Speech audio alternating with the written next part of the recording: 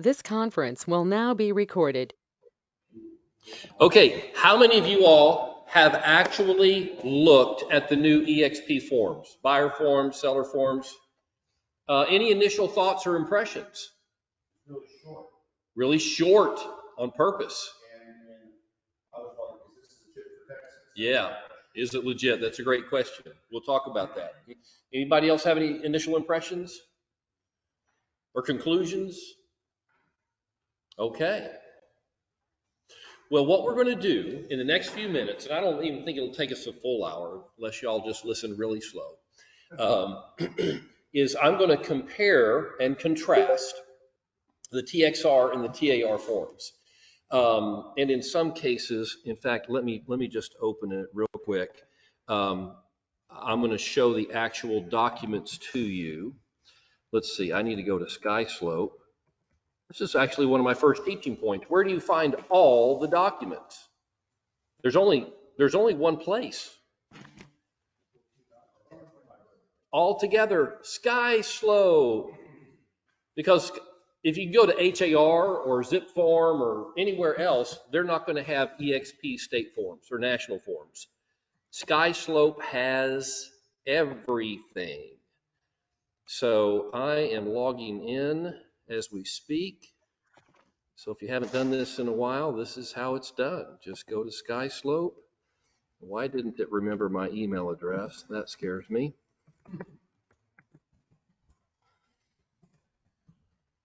That means it's not going to remember my password. Oh, there it is. Woo! Dodged a bullet there. All right, SkySlope forms. I'm going to use that to pull up the EXP documents. Now I'm going to go to HAR, to the forms manager, so I'll have a different tab to pull up the TXR documents. And for some of y'all who don't know how to do this in HAR, just go to the members only area as I'm doing, and then scroll down underneath matrix and you'll see forms manager right there. Anybody learn anything already? Wow, okay, awesome.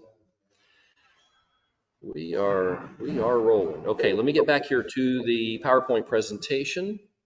And this should be what you guys are still seeing online. If not, let me know. Good morning, good to have you here. Okay, so let's just remind ourselves that the NAR settlement requirements take effect on Saturday, this Saturday, the 17th of August. And so it's very timely that you are here in class or online in class getting this information. 5 days and counting. Where to find the forms, as I just demonstrated to those of you who are in class, go to SkySlope Forms, select Browse Libraries, and then select All Libraries. That will give you every form from TREC, from TXR, from EXP National, from HAR, EXP Texas, all of it. That's the one-stop shop where every form can be found. There are 6 new EXP Texas forms. The exclusive authorization and right to sell, i.e. the listing agreement, the disclosure and acknowledgement of non-representation, when you are representing one client and there is another individual in the transaction who is unrepresented. The amendment to real estate listing agreement, we're actually not going to look at that. If you have questions, if you have active listings right now that are not going to be pending by midnight Friday, I recommend you just put them on a new listing agreement. You can do the amendment. TXR's put out amendments. EXP has one, but I would put them on a new agreement. Direct compensation from seller. This is the form that you use to memorialize in the contract that the seller is going to be compensating the buyer broker. The single property buyer broker agreement. TXR and EXP take different approaches to this document. EXP has one that is actually to go show a single property. somebody calls up and they say, I want to see that property. I'm not trying to hire an agent. I don't want to marry you. We're not going to spend the next 6 months together, but if you'll show me this one property. Whereas TXR doesn't accommodate that specifically. You have to use a different document, the buyer short form. It's a workaround, and I'll show you how to do that. The buyer broker representation agreement. And then you'll see on the list, which I pulled off of Enterprise, direct compensation from seller, but they listed that twice. I caught that one by myself, Bob. They were tricky. They put it in all caps in the middle and then in lowercase on the bottom line, but that didn't fool me. And it's the same document. It's the same document. It sure is. Direct compensation from seller. So the question that you're likely asking, which I will just vocalize on your behalf, is why has EXP created their own forms? And EXP has answered that question. I just copied it right from the website. It says, quote, we found that many state and local forms are challenged for these reasons. One, they contain broker-to-broker compensation language inconsistent with practice changes and may violate federal and state antitrust laws. And in fact, they do in Texas include that. And Paul Edwards, who happens to be an expert on these contracts, let me just ask you, does EXP compensate buyer brokers as of August 17th? No, Look at that. Did you hear the authority with which he gave that answer? That's exactly right. So if we're using forms that provide for compensation to buyer brokers, we are more likely to make a mistake. It's better if that language is not even in the contract, because then we're not tempted to use those paragraphs. Second, they contain challenges with credits that could be considered steering, and I suspect that's from other states. I don't even know what that means, but I don't think it's a Texas thing. And then finally, and this is, they say most importantly, and this is true, they are not in plain language, which violates EXP's core value of transparency. Sellers must fully understand the process and what they may expect from their agents. When I first read that comment, that sounded like BS to me. It just sounded like corporate speak. But once I actually read the documents side by side, that's legit. It is legit. It's so short. You're like, whoa. They're not only much shorter than TXR docs, they are written in plain language. And I do think that's a critical value, because not only do our buyers and sellers not read the representation agreements they sign, you know who else doesn't read them? We don't. The agents don't read them, right? 11 pages? Are you kidding me? Fine print in legalese. So the fact that EXP has shortened these, simplified them, and written them in very plain language, I think is huge. And you'll see that as we go through the documents. Yes, sir. Only EXP agents allowed to use those? Yes. EXP documents? Yes. But I'm glad you brought that up. EXP agents are allowed to use them, and only EXP agents, but EXP agents are not required to use them. Yes. Will other brokerages accept them? Yes, of course. Yeah, EXP did not invent the practice of brokerages writing their own representation agreements. I mean, but would they require the Texas ones also? No. These are fine. Yeah, what I'm saying is, right here in Houston, from the beginning of time, when people were carving, on rocks, brokerages have drafted their own representation agreements. That has never been an issue. A lot of independents have done that. So EXP is just now doing it on a larger level. Okay? So let's look at the first of these, the listing agreement. Let me highlight some of the differences, and then I'll actually scroll through and show you the actual documents. So the TXR exclusive right to sell, 11 pages long. It's very thorough, it's very detailed, it's very comprehensive, it's long, okay? It identifies, and this is some of the things, the factors that make it long, that are not in the EXP documents. It identifies additional documents and addendums. I think that's paragraph 21, everything else that's part of this contract. It has a fuller description of the property, land, improvements, and accessories. That's the quiz question I ask y'all all the time. What is the seller actually selling? Well, the property. What's the property? Land, improvements, and accessories. What's that? Mineral rights. Mineral rights, they are presumed to convey, yes, so I'll give you that one.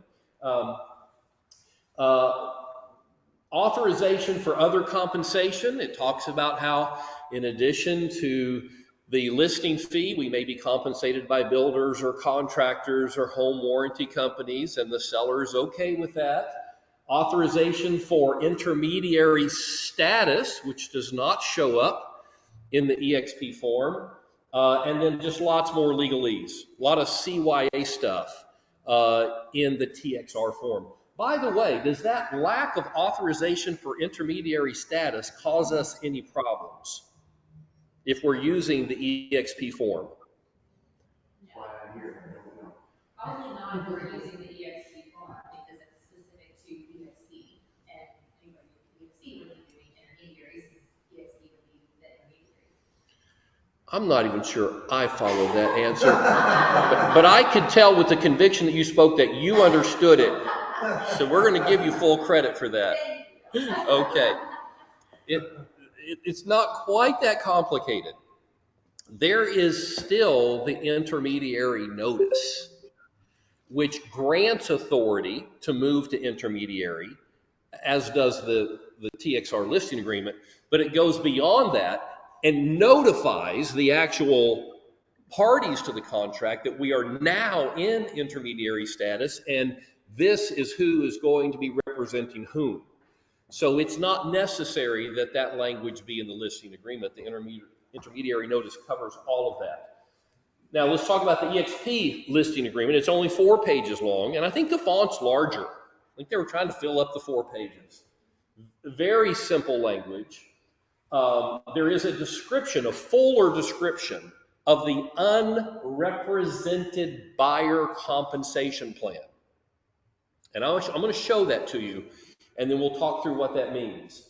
There's a clear description of what is included with the sale and excluded. And I'm not talking about, property, accessories, and improvements. I mean personal property that would stay and real property that would go. There's a very clear description explaining to the seller what that means. There's no offer of compensation to the other broker, which there is in TXR, and there is an explanation of concessions, which I think is desperately needed. It does not show up in TXR. You can put it in there, but there's no natural place for it to occur. So having said all that, let me get over here to Sky Slope Forms, and I'm going to type in, let's see, I closed it. What's the name? Let's just put listing. Was that a key phrase? It wasn't, was it? Exclusive? Did it say exclusive? Right to sell. Let's just go for sell. I think if you type in just 1501 or whatever, the 1101, I think, for the listing agreement. Well, I'm looking for actually the EXP form. Oh, sorry. Well, sell is not showing up. Let me just go back to my slide. It gives the title, Exclusive Authorization and Right to Sell. So it should show up here. Let's type in authorization.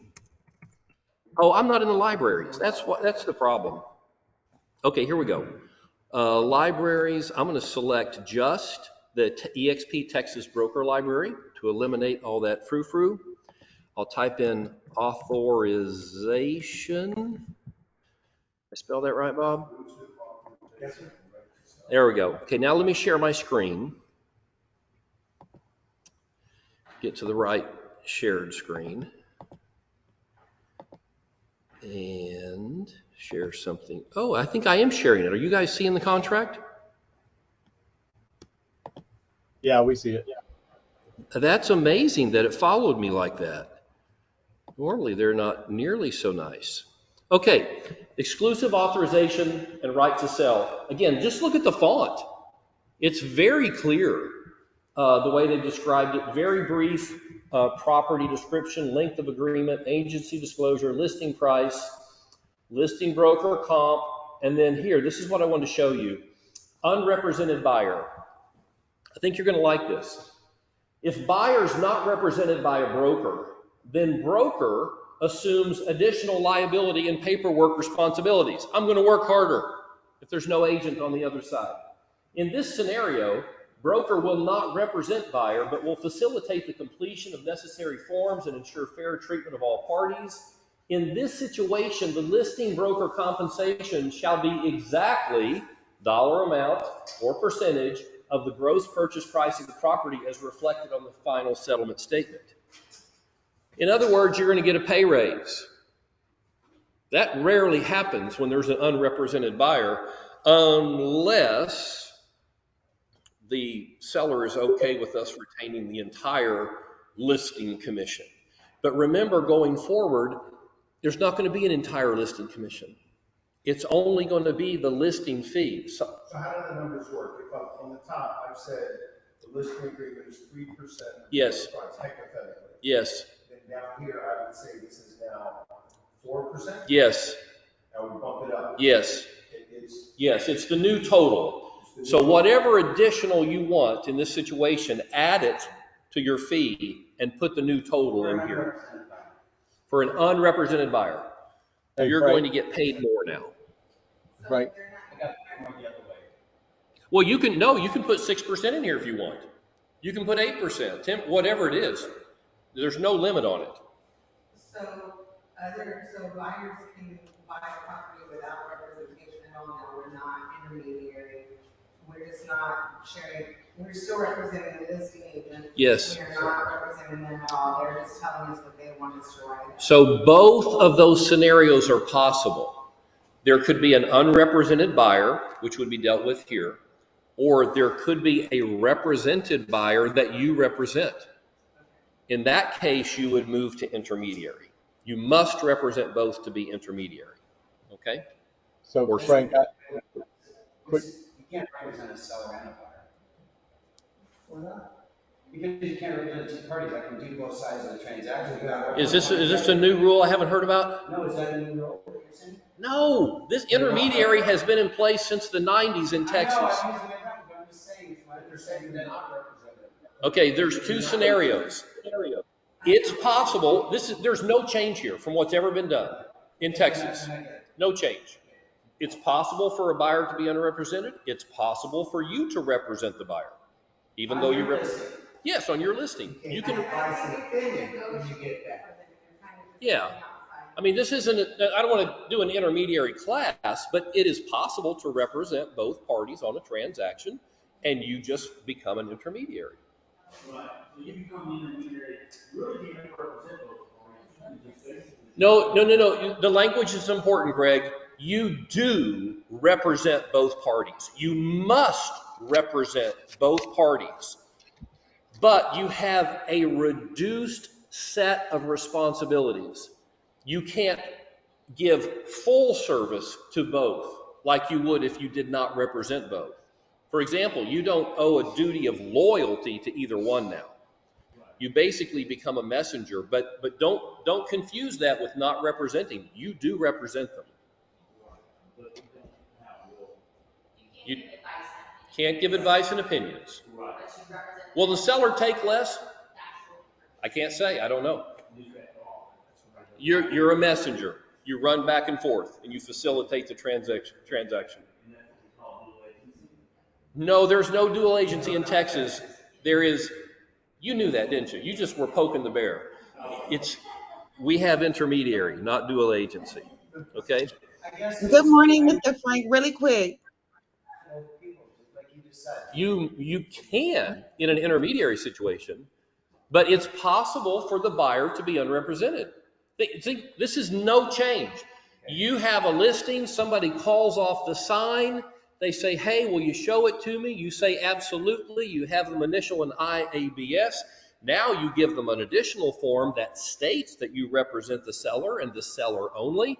They want to make an offer. You say, I'll be happy to facilitate you writing an offer, but just remember, I represent the seller only, and you're unrepresented. You might want to get legal advice, consult an attorney, but it's perfectly fine for them to be unrepresented.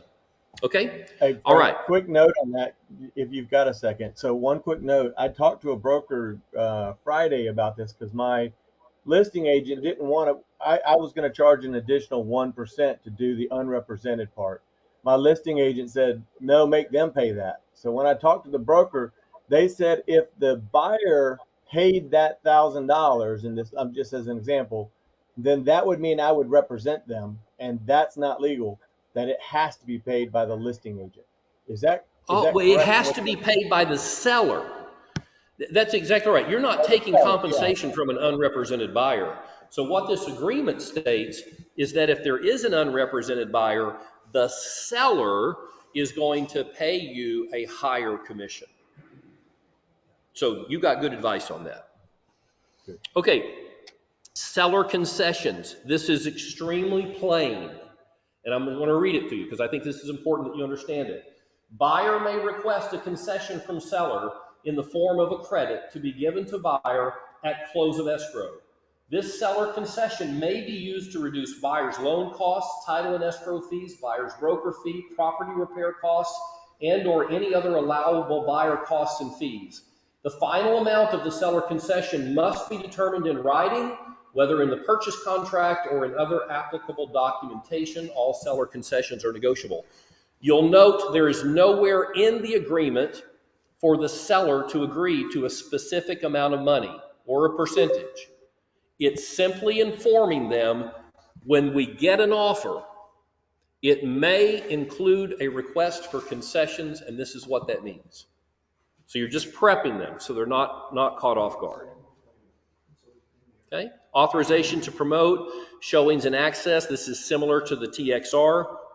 Broker services, very similar to TXR. This is the section I really like.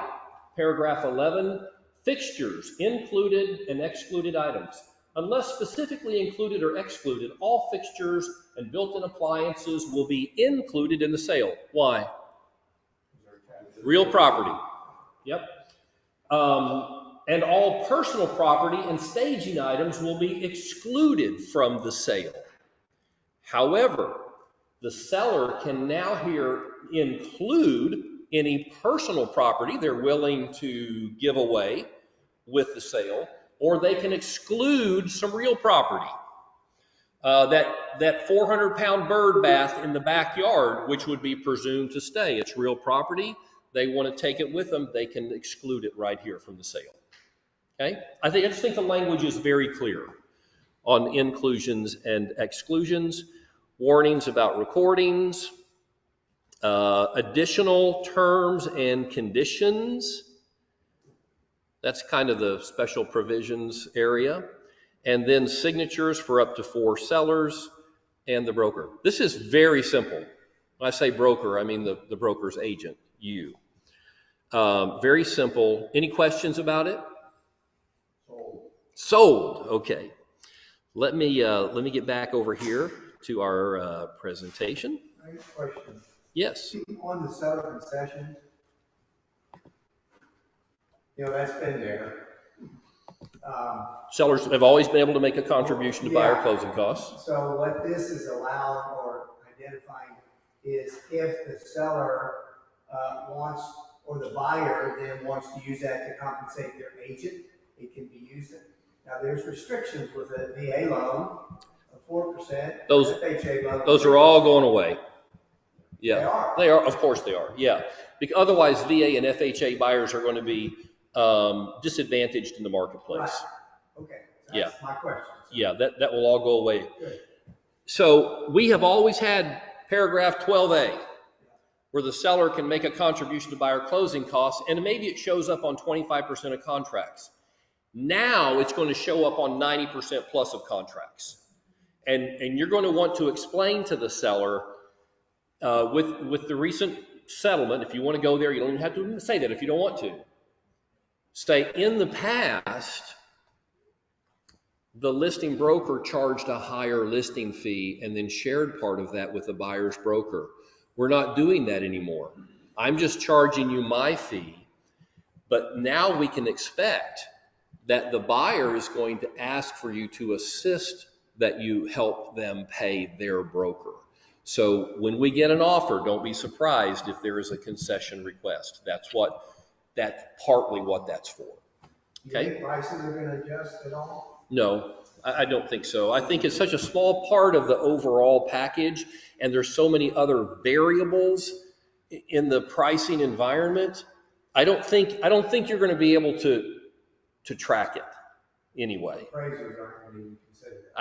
I don't know. I just think our market is so goofy, crazy, neighborhood to neighborhood. I think it's going to be lost in the shuffle. Okay. You want to say something, Ryan?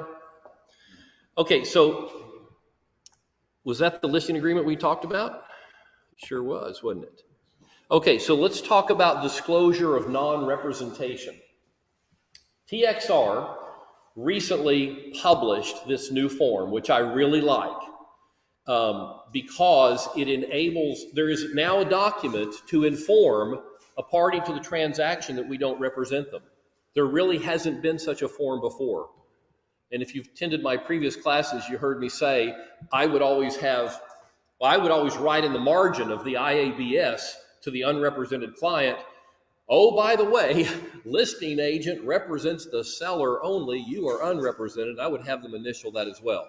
Well, now there's a form for it. The TXR representation disclosure is one page. It's very simple. It discloses that you represent the other party to the transaction, and it is signed by the unrepresented party. Very straightforward.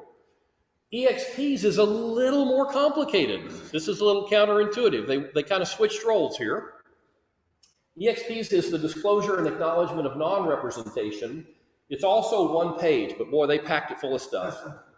More robust, includes scope of duties and advice to seek professional advice from an attorney, discloses that you represent the other party to the transaction, and it is signed by the buyer, the seller, and the agent. They're covering more bases here. Either one is perfectly fine to use. And again, because both are just one page, there's not a lot there. There's not a lot to it. This is only if you're confirming that they are not being represented. Correct. If you are representing them, they don't sign.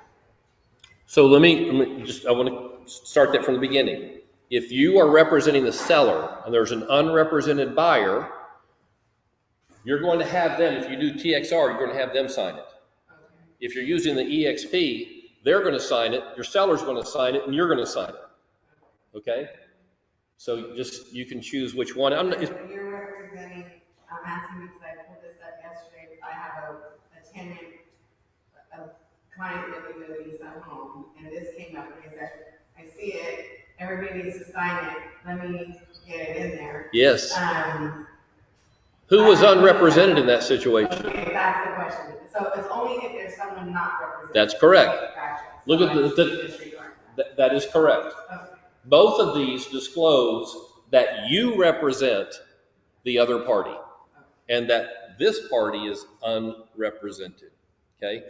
It just puts a big exclamation point on that scenario.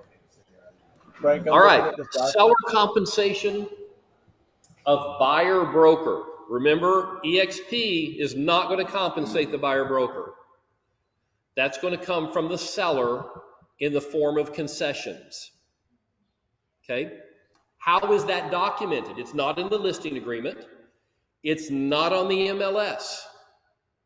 So if there's an agreement in the contract for that to happen, how is it documented? It's a little more complicated with TXR forms. You actually need to use two. And I am going to give you all these slides because it's not intuitive. One, the compensation agreement between broker and owner for an unrepresented seller. This used to be called the registration agreement between broker and owner. And when was it used? Some of y'all have used this. Nope. Nope. Nope. FSBOs. You're representing the buyer and you go knock on the FSBO door. I may have a buyer for your property. Will you compensate me if they purchase it? That's how you would memorialize what they're going to pay you. Secondly, the addendum regarding brokers' fees. And this is the one that would be used for seller concessions. You're going to use both. In this case, if you're the listing agent and the seller is offering concessions. The compensation agreement is 3 pages long. The second one is a 1-page document. It contains the offer of compensation from the listing broker to the buyer broker. That's a problem. Because when you're in the rush of filling these out, if that gives you an option, you're very likely to go there. It's safer to use the EXP doc. First of all, there's only one document. It's only 1 page, simple and direct, applies to both represented and unrepresented sellers. It identifies the amount of payment and how payment will be made. So let me pull it up and show that one to you. I think that's worth looking at. It is called the direct compensation from seller. That's a little hack, by the way. If you know the title of the document, you can pick an unusual word. In this case, what would we pick? Direct. EXP broker library. It didn't show up. What did we do wrong here? Direct. It said authorization, or what did it say here? EXP direct compensation from seller. Okay, so let's go back and try that again. Don't search under Texas only. Just do all documents and it'll come up. I couldn't make that out. What did y'all? Okay. Don't search under all documents. Yep. I think you're directing us the right way. I wrote down the wrong title. It's not direct. It's just compensation, confirmation of compensation. So thank you for that. All right. Property address or tax parcel numbers, compensation agreement. The undersigned seller agrees to compensate EXP Realty for the procurement of a buyer. Compensation shall only become due and payable upon closing, etc. And is it going to be a percentage or is it going to be a flat fee? Length of the agreement, no seller agency, and then additional terms. No seller agency. This agreement is a compensation agreement only. Seller acknowledges that no agency relationship exists between seller and EXP Realty. Okay? This is what you're going to use typically in what scenario? Hey, Frank, we can't see the document. There we go. See? You got to jump on the easy answers. Okay? Frank, if you have a FSBO seller, this is the form that you want to run to. All right, let's get back here again. I'm just going to confirm that we're still sharing slides. And we are. Well done. This GoToMeeting is being very smart today. All right, Frank, seller we can't compensation. see when you switch slides.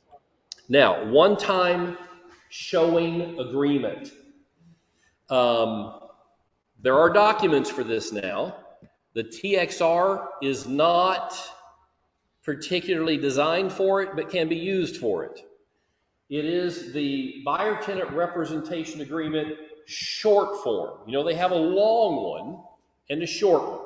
The short one is only 1 page. It addresses multiple scenarios. It's not written just for a one-time showing agreement.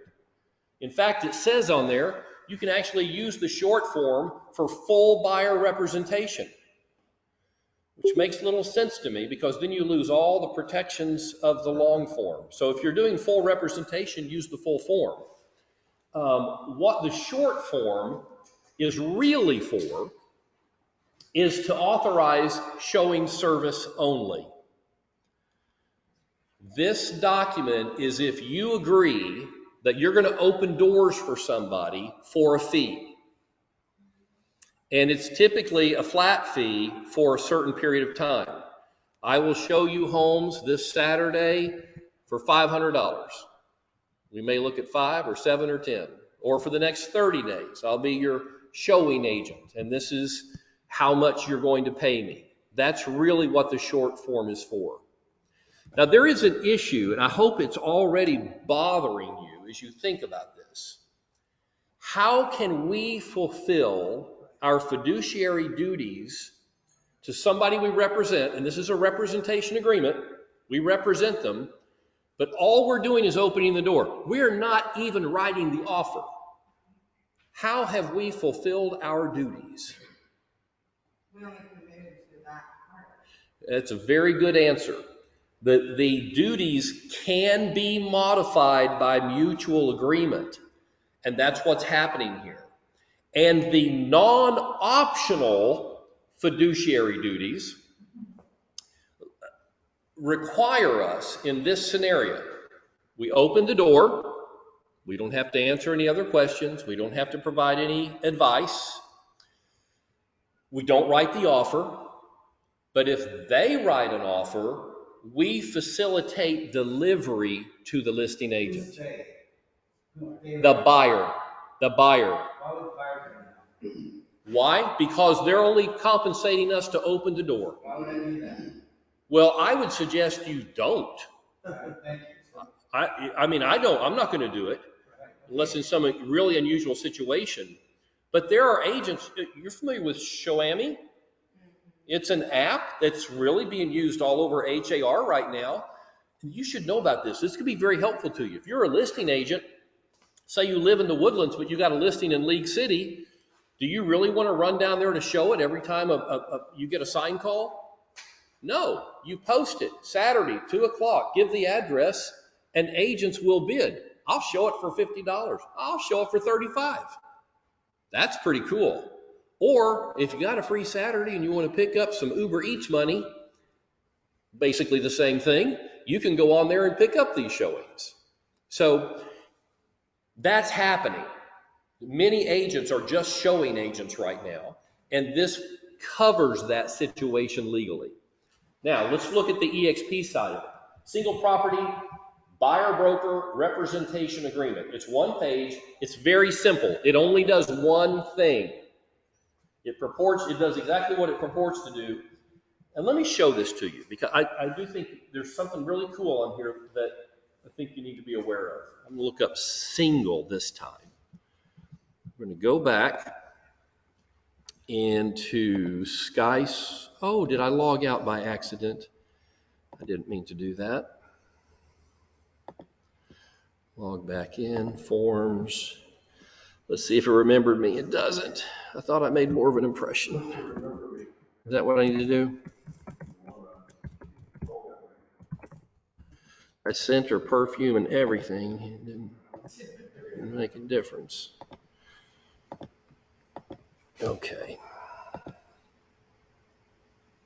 All right, so now I'm going to go to Browse Libraries, and we're going to select EXP. See, I'm really doing this on purpose so you get some muscle memory here. Single. That's what we're going to do. There we go. So the property, you actually list an address. This is a showing agreement, right? I'm going to go show you 123 Elm, and you're going to pay me for that. Well, what if they want you to show them 3 properties or 4 properties, 5 properties? You can't squeeze them all in there, can you? Then you come down here to paragraph 6, additional terms. And there you can list other property addresses. No longer single property. That's correct. Yes, no longer a single property. Yeah, they're playing the field now, Bob. But that's how you do it. All right, let's get back over here to the presentation. Make sure. So Frank, we'll now have to have Shoami agents sign this form for our clients. Somebody interpret that for me. Oh, here, you know what? Would you mind putting that in the chat? Because our sound system is not really working great. Let's see. Let me open the chat. Where is the chat?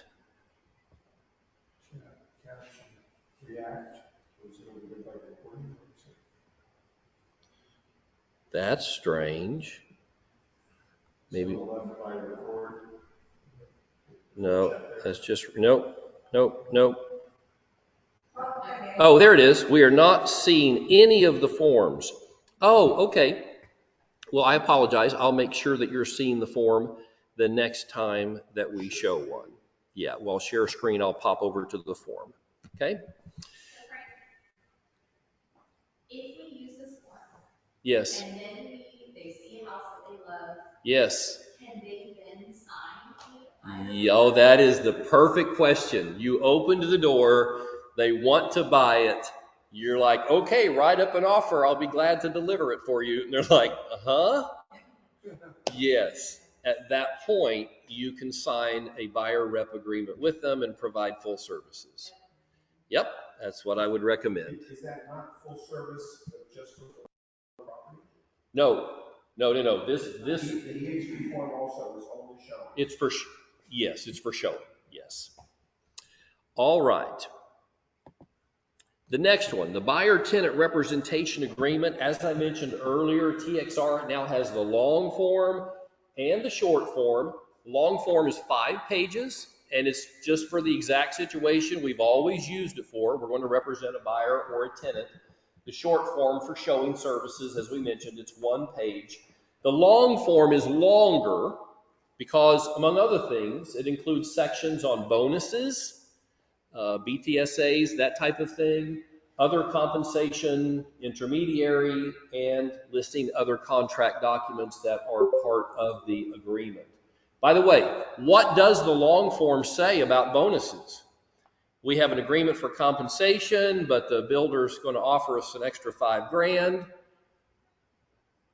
We not, but now we have to get permission. So, Before we used to just get. but what does the agreement say? And I know you don't have it open, but I'm saying by now you probably should be dialed in on this. It has to be approved by the buyer. It says you cannot be compensated beyond the amount mentioned in the agreement. So if you asked for 4% buyer representation commission, and they're offering 3% plus 10,000, you can only get the 3% plus whatever portion of that 10,000 will get you to 4%. That's it. Why can't I call the seller beforehand and ask them what they're paying and put that in? You can. Now, EXP says it's not a best practice to do that, but they acknowledge that you absolutely can. You can amend the agreement by scratching it out, writing it in, and getting initials on it, or you can replace it with an entirely new agreement. Or it makes sense to have a showing without calling the agent person. So we better get used to answering our phone as listing agents, because this is exactly what's going to happen. Buyer brokers are going to call us before the showing to see what concessions the seller is considering offering. Okay? Does the agreement have to be a specific amount, whether it be a percent or dollar? Yes. You can't say plus BTSA. No. Anything vague is unenforceable. So, don't say between 3 to 7% depending on what seller is offering. No. Is there going to be somebody following each of us around to make sure we have all the paperwork done right? Well, probably the co-op agent on the transaction. We talked about this a couple of days ago. I hate to repeat myself, but we are an industry that likes to rat out each other. And so if you're doing something wrong and another agent sees it, they're likely to report it. And for example, playing around with the compensation. Like say you have 3% in your buyer broker agreement, but you accept 4% because the seller was offering it, or you accept a bonus over the 3%. The other agent, if they're aware of it, and they may not, they may never see the buyer broker agreement, but you might be having drinks over at Ale and Ivy and be bragging about how you beat the system. And when you do that, somebody's going to overhear and report. The HAR has the right to ask for copies of our buyer broker agreements, as does TREC.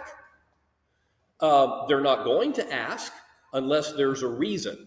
there's a problem with the transaction or a complaint that has come to their attention, then they're going to ask for all the documents.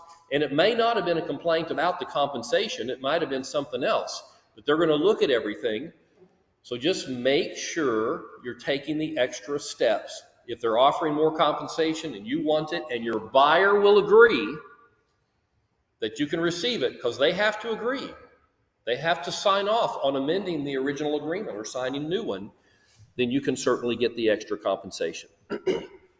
The EXP, Buyer Broker Representation Agreement, is only 2 pages long. I'm going to show it to you. Has an excellent section on seeking compensation from the seller, and paragraph 7 provides additional terms for space where the buyer can direct the broker, very importantly, to only show homes that are offering concessions or willing to consider offering concessions. It doesn't have that language, but that's why those blanks are there. So you can write that in. So let's take a look at that. And Diana, I'm going to be very careful to share that screen with you so you can see it also. First of all, let me find it. It's called the Buyer. Wait, what am I doing wrong? I keep logging out. Oh, there it is. Login search. Nope. Here we go. Forms. Oh, look, she remembered me. This relationship is heating up.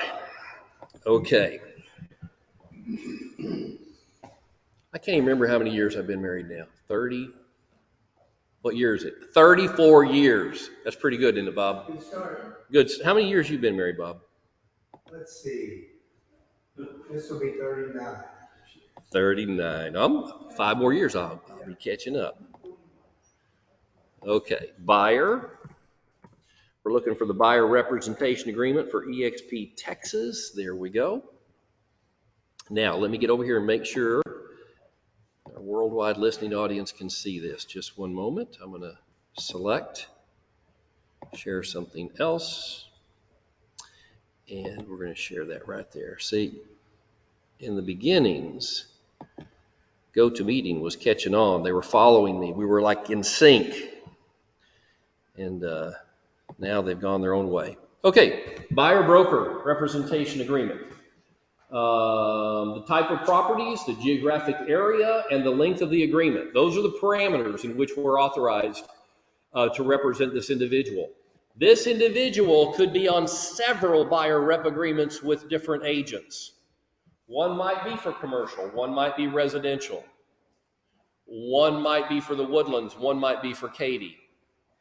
One expires on June 30th, one begins on July 1st. So all these parameters can be shifted around. Let me get down here to the important part. The broker fee, all of that, we've seen it several times. This is the part that I wanted to show you. Collecting the broker fee from the seller. So we've already, in the paragraph before, they've identified how much they're going to compensate us, percentage-wise or flat dollar amount. But now, look at this language. Credit to buyer at closing. Well, look at the header. Collecting broker fee from the seller. That just makes you feel warm and fuzzy, doesn't it? I just said you're going to pay me 3%, and now I can immediately segue into, we're going to get this from the seller. We're going to get it from them. Buyer may choose to negotiate that the broker fee be paid in whole or in part by the seller through a seller credit to buyer at closing. At buyer's instruction, broker will write this request into buyer's offer to purchase the property. Well, shall the buyer ask that? I think so. And buyer authorizes broker to request that the broker fee be paid in whole or in part by the seller to broker at closing. Any such arrangement will be memorialized in a separate compensation agreement between seller and broker. Buyer understands that broker cannot communicate with the seller without first receiving the seller broker's permission to do so. So we're saying we're going to get the seller to pay for this, and they're going to pay it at closing. That's what that means, right? Do you authorize me, buyer, to go after this on your behalf? Right? Because I am a skilled negotiator. Okay. Any amounts paid by the seller toward the broker fee shall reduce the amount of the broker fee to be paid by buyer. Okay? Who knows? We have 3% in our agreement. We may only get them down to 2 because we also asked for the refrigerator and that bird bath they wanted to keep. But that just means that your out-of-pocket cost for my services will be 1%. Okay? All right. Is a builder an unrepresented seller? Yes. Builders are a gray area. And I personally love gray areas. I live there.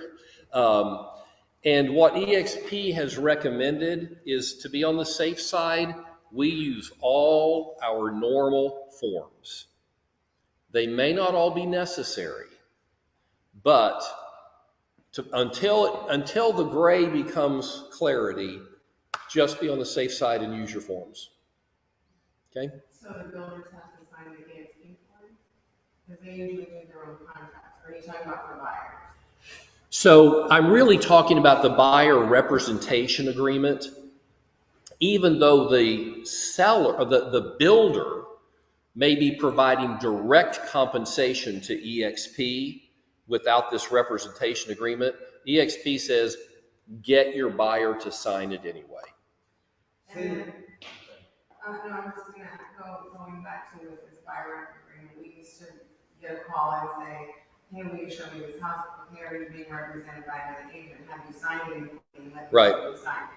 Now they're signing something with every person they're calling from every house they're looking at. Well, they're probably, if that's the case, they're probably one-time showing agreements. So you still have to ask the question, are you in a representation relationship with another agent? If so, may I see a copy of the agreement so I can understand the limitations and the scope of that representation, which could be limited by geography or by time or by property type. Okay, you're still going to have to ask. You said the builder is going to pay commission to EXP. Yes. But what I'm saying is, in a normal resale situation, the representation agreement is critical to being compensated, right? Because the buyer is agreeing to compensate you if you can't get it from the seller. When you're working with a builder, you don't face that risk. The builder is going to pay. So why do I need a representation agreement? Well, there's probably 100 reasons other than just compensation. And so EXP is saying, best practice, use all your regular documents, representation documents, even if it's new construction. Okay? Get the buyer rep agreement. All right. You guys are actually doing very well. We're close to the finish line here. Let's see. Let me get back here and share the slides again. And share. Boom. Boom. Boom. Okay. All right. Did we get through it? We sure did. Okay. You came to my class, you get my opinion. That's the only reason we come. There we go. Use EXP form. That's it. Use EXP forms. I think in every case, they're at least equal and typically better than the TXR forms. And I will tell you that is not my preconceived notion. When I went into this, I was like, TXR forms have been great for years. It's drafted by our Realtor Association, to whom we pay dues. They have our best interests at heart. They're written for our protection. That was my preconceived notion. Why is EXP meddling in our business down here in Texas? Okay. But after reading them side by side, and I did actually in the preparation for this class, go through each one, every paragraph of each one, and I just gave you the summaries on the slides. Here's why I came to this conclusion. EXP forms are simpler and easier to understand for both the agent and the client. TXR forms are written in a lot of legalese. They're written by lawyers for our legal protection. EXP was writing with the dominating value of clarity. We want buyers and sellers to understand what they're signing. Second, EXP forms directly address the issues presented by the NAR settlement. That's why you get all these whole paragraphs about seeking compensation from the seller first. They don't muddle it by putting multiple issues on the same form. They're very single use and purposeful. TXR forms are longer because they add sections and language designed to provide agents with more legal cover, but they're so long and contain so much legalese that most clients will never read them. Do you agree? They don't read them. Show me where to sign. Click, click, click. Okay? I don't even try to read them now if they're signed electronically. TXR forms offer listing broker compensation to the buyer broker, which is not allowed by EXP and will likely be retracted by TXR in the near future. TXR is probably going to change their documents within the next few months to look more like EXP documents. Our CEO, Leo Perea, is on a campaign. He spoke recently in Inman and chastised the leaders of the other big companies across the country for still providing documents offering listing broker compensation to the buyer's broker. That was the issue which initiated the NAR lawsuit. And there's nothing that says they can't sue us again. Another group can't rise up and sue us again. So EXP is looking down their head. They're like, if NAR is involved, we will not fight them. They'll cave in a heartbeat. Yeah. They would rather write a check for $417 million of your money than fight to defend our rights. That's another piece of my opinion. You got that one. Okay? I wonder what they're really getting out of it. Yeah, I don't know, but I would just say EXP is in our corner, and I think they've done a really good job with these documents, and I think if you'll give them a chance, use them on your next transaction, I think you will be delightfully surprised at how clear and easy they are to Why use. would we even offer those documents? Why would we even offer them to use? Who? TXR. Because TXR is serving, 150,000 agents in Texas, and not all of them have a broker who's going to draft better documents. So they're writing to cover the whole state. And again, they're writing for every possible legal challenge they can think of. EXP is really narrowly focused on this settlement and making sure that we don't stay in hot water on it. Ryan? So, hypothetical, non-hypothetical scenario. Have a buyer under contract, we close in 2 weeks. MLS still offers 3% commission. That's written into the contract in the correct place, and the contract has changed in some places. What documentation do we need to do now? Because I know that the implementation of the new docs go into place before closing. So they only apply to active or new contracts. So anything that is pending at midnight on the 16th will go forward as is. Okay? But if you have an active buyer rep agreement or an active listing, it must be amended or replaced by the 17th. That's if we're not already contracted with active. Well, no, pending means you have a signed purchase contract, it just hasn't closed.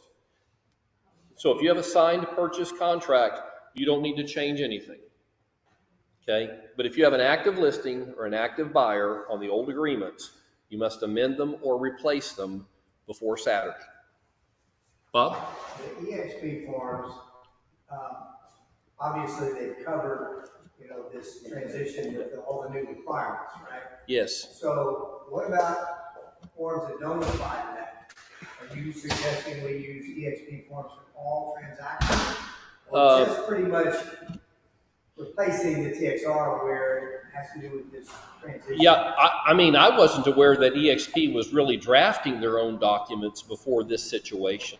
So there may be some others, but no, I'll probably just continue to use TREC or TXR or HAR forms where applicable, but where EXP provides these, I'm going to start using these. All right. I will say again, there are warm Mountain Dews in the fridge over there under the counter. Oh, boy. So it's not a comfort drink, but it will wake you up if you need it after this class. Okay? Has the effect of a cup of coffee. So, all right, guys. Appreciate y'all Hey, being Frank, here. there's a couple Get yourself questions in legal the chat. or midnight on Friday.